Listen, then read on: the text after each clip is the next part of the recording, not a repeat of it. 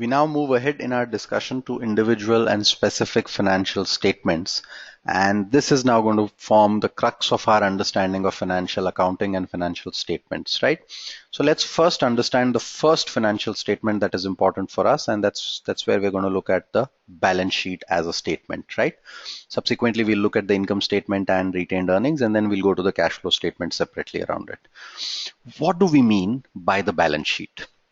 Now, a balance sheet is a financial statement that will give us an idea about the overall current financial position of the firm. It's like a snapshot. That's an important keyword of what the company owns and what it owes to various stakeholders, right? Owning and owing. So you're looking at what is your own and what is it that you owe, which you have to give to someone else, right? It is termed as a balance sheet because it represents an equality, right? Sources of funds for a business has, sources of funds that any business has equal the uses of these funds for buying resources for the business. I'll explain this in a moment, and we will use some of these terms called sources of funds, what we owe, and liabilities interchangeably as we go along, and we'll explain that as we go along. Any business has to raise money, and there will be certain sources of fund for that raising money, right? Why will it balance? Why is it called a balance sheet? Is because it balances. It's an equality. Let's understand why will it always balance. Because the funds that we raise and the applications of this fund will always match. Let's say if you borrow rupees 100 and you buy an ice cream vending machine worth rupees 50 and you have another 50 rupees with you, what are the sources of funds? You've borrowed rupees 100 from wherever. Maybe you went to a bank, maybe you went to a friend and you borrowed this rupees 100. That's your source of funds. This is what you owe to someone. This is what you are liable to pay to someone else, right? Now you have applied this money somewhere. Where is that application? You have basically bought an ice cream vending machine. That's an asset you have created. This is what you own, correct? Similarly, there's another 50 that is lying in cash. That's another asset that you have. That's in your pocket, right? This is something that you own still. So the 100 that you borrowed, which is the source of funds, is going to be equal to 50, which is you have basically put in some future growth asset, plus whatever is left will be in the form of cash. There is no other use. You can either use the money or it will be in your pocket. There can't be any other equalities that come out of that, right? Once you create a balance sheet, once the balance sheet is available, after that, any activity that the business does, it will either go and hit both the sides, right? It will either go and hit both the sides, or it will rearrange items on one side. And we will explain this in more detail as we go along. But for now, this should suffice our understanding. We'll kind of move to understanding individual elements of the balance sheet first, and then take it ahead in the context of how does it play out, right? So now let's understand this application of sources and application of funds, right? This is a business, and the sources of funds that can be raised from owners. You could get money from owners, or you could get money from banks in the form of lenders. The funds can be indirect in nature, and we'll look at those separately. Then you can apply these funds. Where do you apply these funds? Those funds could get applied in buying factories, some sort of raw material, some sort of machinery, and the remaining would lie in the form of cash. There is no other use of it, right? So you raise money from the owners, you raise money from banks, this money comes into the system. These are all sources of my funds. These are all what I owe. I have to return this money back to these guys, right? And it's important to understand in the context of a business that the owner is separate from the business. The owner has put in money, right? This money goes in the form of either raw material, in the form of machinery, in the form of factory, building, etc. And then what is left will be in the form of cash. There is no other use. You cannot really not balance it, right? So you can raise the money, and some of the funds can also be indirect in nature, right? How do you use indirect in nature? In the form of vendors and employees who offer products and services without taking immediate payments. Let's say I manufacture a car. My tire supplier gives me the tires without really taking the money for it. In a way, it is a source of funds for me. I have to return money for it at some point of time, right? So these are indirect funds that a company can raise. We will look at where do we classify them separately. Then we can use them for application of funds. You can buy business generating assets such as plant, machinery, raw material, etc. Some of these generate business in the long run. Some of these generate business immediately, right? Raw material is going to get used immediately, but a factory will be used over its life. What is left is in the form of either cash that you have in your pocket or bank balance, right? So effectively, the sources and applications of fund will always have to match. Now, what is important for us to understand is that a balance sheet is like a snapshot of a business. Let's understand that. When we say balance sheet is a snapshot of a business, it tells you that any given point of time, what do you owe and what do you own? In the next second, if I go and borrow 10,000 rupees from a bank, my owing will increase by plus 10,000, and what I own, my cash balance will also increase by plus 10,000, right? Let's say my balance sheet is balanced. I go to the bank and borrow another 10,000 rupees. On the one side, my sources of funds will go up by 10,000 rupees. On the other side, my bank balance will go up by 10,000 rupees, thereby saying that I have not yet used this money, but it will remain balanced, right?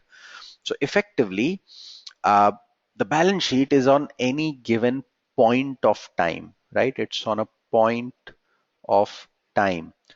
Right now, how much money do you owe to someone? You have taken money from people. How much money are you supposed to repay to them? And right now, exactly how many business assets that you have, right?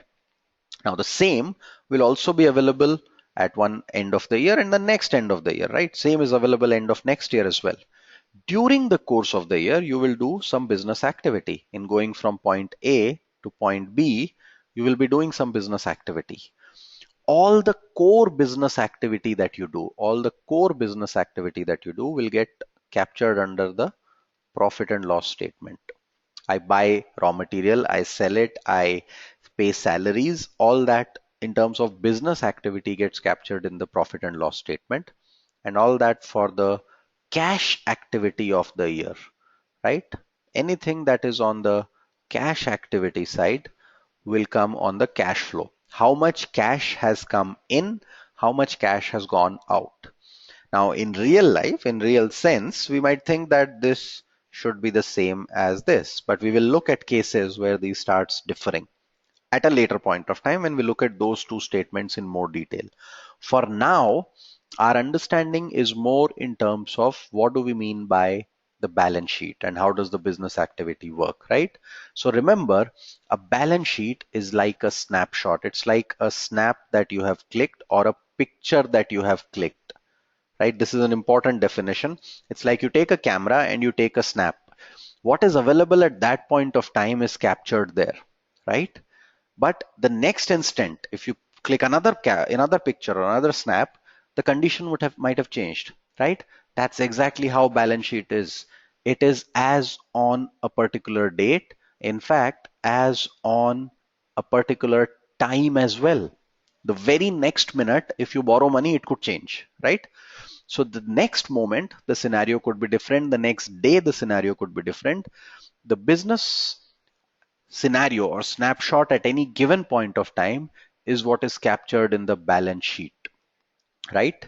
We use multiple terms for these, but typically right now just understand that it is a statement that is only on a given point of time. It is not a periodic statement, right? On the other hand, this is an annual statement. When we say annual statement, what happened between these two dates is what is getting captured, right? So between these two dates, what sales you made and what expenses you made will get captured in the profit and loss account. Between these two dates, what cash came in and what cash went out will get captured in the cash flow statement. But on this date, what the company owns and owes is captured in the balance sheet, and on this date, what the company owns and owes is captured in the balance sheet, right? Obviously, when we look at it, it seems like if I have balance sheet 1 and I have balance sheet 2, and then going from here to here, we have a P&L and we have a cash flow, then there will be a lot of interlinkages between these statements, They're going to be related to each other, right? That's going to be an important understanding for us in the context of our overall spectrum of looking at what is a balance sheet and what is the significance of a balance sheet, right? Let's look at the other definitions. Now, what are assets and liabilities? Remember, we took sources of funds. This is money that we owe to people. We are supposed to return. We have to return this, and hence it is also called as liabilities. So on the balance sheet, typically either it is top down, but you make two compartments. There is one compartment that is the liability part, and there is one compartment which is the assets part. Let's understand this. Application of your fund is going to generate business or revenue for the business, right? That's where you buy assets. This is what you own in the business, right? Liability is what you owe, assets is what you own. This is all the source of funds. This is all the application of funds. These definitions are interchangeable. You can use them interchangeably, and that is important when you construct the overall contour of the business activities that a firm does, right? In the balance sheet, the classification is happening on from where have you gotten the money and from where are you essentially deploying that money, right? What kind of assets are available? Now, when you classify the assets, there are going to be three kinds of assets broadly. One is going to be long-term assets or fixed assets, right? Interchangeably they can be used. This could be both tangible and intangible. We will get to those classifications at a later point of time. Those assets which generate income for a firm over a period of time. For example, plant and machinery. These are long-term assets, also known as non-current assets, right? If these are non-current assets, then the short-term assets must be named as current assets. Correct? The short-term assets would be named as current assets. These are the ones which will be either sold in the near future or converted into cash in the near future. Usually, the technical definition says that it should be converted into cash in less than 1 year, right? If you can convert this money into cash in less than 1 year, then that is a short-term asset. Examples of this: you can buy inventory of raw materials or finished products, right? That's one part of it. That's called inventory. That's an example. Or I could have sold a car to someone, but this buyer will pay us in near future, right? We are going to get this money. We own this money, remember. Someone else owes it to us, right? So this money is going to come to us in the near future. This is also a current asset. It's a short-term asset, right? Any cash that comes will also be a part of what is called as a current asset because it is immediately usable to convert it into, it's already in cash and it can always be converted into business generating assets immediately. It's a very liquid asset, right? That's also a part of current assets. Everything else that, a part of fund which does not have an immediate use right now in the business but may have at a later date could be classified in the form of investments, right? You could have investments in, let's say, some sort of a bank. You could go and put a bank deposits, although that is typically treated as cash. You could also give it to some sort of a fund to manage that money, right? The company has therefore passed on the same money to another entity to generate some returns in the interim. Bank is one example. You could give it to someone else as well who can use that money and generate some returns from that money. That's the second part of it, which is called as investments, right? So either you will have long-term fixed non-current assets, short-term or current assets, or the remaining part of it would be in the form of some investments. There are some minor classifications in addition to this as well, but we will look at them separately at a later point of time, not immediately needed for us. What are the kind of liabilities that we have, right? So the initial money invested into the firm by owners and promoters, those who own the company, is called as share capital, right? So this is also known as owner's equity, right? This is the money that we start the business with. And we'll look at a very simple business case at some point of time to understand this better. But this is the money that we start the business with. This is the initial amount of capital that comes out of the business, right? Now, over a period of time, the company will make money, right? Let's take a very simple example. Let's say someone puts in 1 lakh rupees into a business.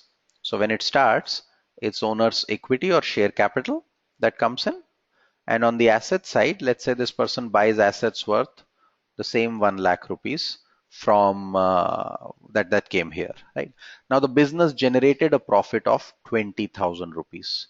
If the business generated a profit of 20,000 rupees, this side should see a cash increase of 20,000 rupees. How do you balance it on the other side? Whose money is this? This money is from the equity guys or the share capital or the owners, right? So this 20,000 belongs to them. Either you could take this cash out and give it to these guys, right? In which case this is not there. This will go back to 1 lakh and 1 lakh. But if you have not given it to them, you have put this money back into the company in a sense. You can use this cash and buy more assets from this 20,000, right? In that case, this is what is called as reserves and surplus. It will have to be returned to the shareholder at some stage in the future, but we classify it as reserves and surplus and put 20,000 here. Together, these two is what the owner claims from us. So the owner now claims 1,20,000 from us. We have used this 20,000 generated on behalf of the owner to get more assets for us, right? These two put together will classify what is called as the owner's equity. Remember, the owner and the business are different. So the business is supposed to return money to the owner. Ownership can change hands. I can sell my company to you, correct?